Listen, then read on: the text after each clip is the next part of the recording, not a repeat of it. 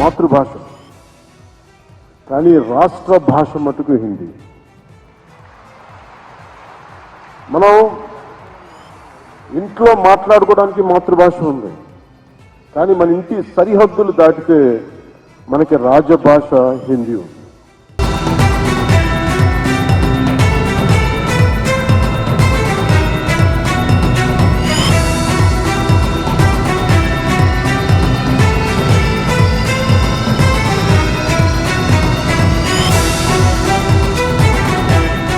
మన మాతృభాష, కానీ రాష్ట్ర భాష మటుకు హిందీ.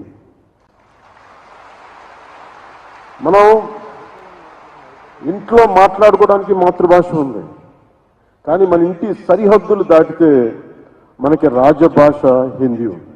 ప్రపంచం మొత్తం విడిపోవడానికి కారణాలు వెతుక్కుంటూ ఉంది, కానీ మన దేశం మొత్తం ఈ రోజున కలవడానికి, ఏకం కావడానికి ఈ రోజున మన రాష్ట్ర భాషని వెతుక్కుంటుంది, అది హిందీ అయ్యింది.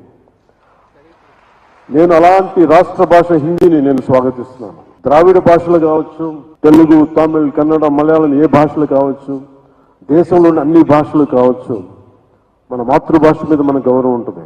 మన మాతృభాష అమ్మ అయితే, మన అమ్మ భాష అయితే, మన పెద్దమ్మ భాష హిందీ. విద్య, వైద్యం, వ్యాపారం, ఉపాధి, వీటన్నిటికీ అన్ని భాషలు, వీటి కోసం అన్ని భాషలు, మాండలికాలు, గోడల్ని ఛేదించుకొని వెళ్ళిపోతున్న వీటి అవసరం కోసం. ఇలాంటి సమయంలో హిందీ వద్దనుకోవటం, హిందీని వ్యతిరేకించటం రాబోయే తరాల అభివృద్ధిని పరిమితం చేసినట్టు.